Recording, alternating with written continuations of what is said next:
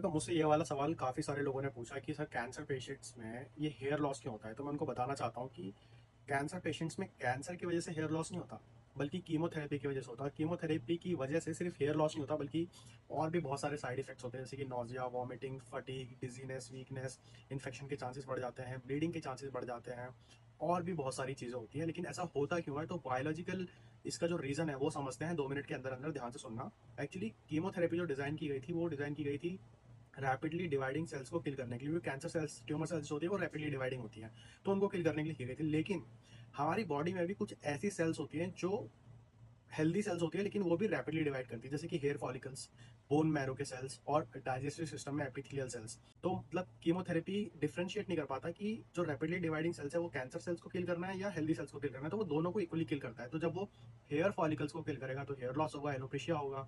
जब वो digestive system में एपिथेलियल सेल्स को किल करेगा तो डाइजेस्टिव सिस्टम खराब होगा, वीक होगा, डाइजेशन खराब हो जाएगा, खाना नहीं पचेगा, फूड डाइजेशन नहीं होगा, इससे और ज़्यादा वीकनेस होगी। इसके बाद जब वो बोन मैरो के सेल्स को किल करेगा तो जो ब्लड सेल्स का लेवल है वो नीचे चला जाएगा। तो ब्लड सेल्स में अगर डब्ल्यूबीसी को किल करेगा तो डब्ल्यूबीसी किल होने से इन्फेक्शन के चांसेस बढ़ जाएंगे। आरबीसी को किल करेगा तो एनीमिया होने लगेगा, जिसकी वजह से वही डिजीनेस, फटीग और वीकनेस होने लगेगी। उसके बाद अगर प्लेटलेट्स को किल करेगा तो थ्रोम्बोसाइटोपेनिया हो जाएगा, जिससे ब्लीडिंग के चांसेस ज़्यादा बढ़ जाते हैं। तो अभी आपको समझ में आया होगा कि कीमोथेरेपी के इतने सारे साइड इफेक्ट्स क्यों होते हैं, क्योंकि वो हेल्दी सेल्स और कैंसर सेल्स में डिफ्रेंशिएट नहीं कर पाता, स्पेसिफिकली रैपिडली डिवाइडिंग सेल्स में। और इसीलिए आपको ये सारे सिम्टम्स, ये सारे साइड इफेक्ट्स देखने को मिलते हैं।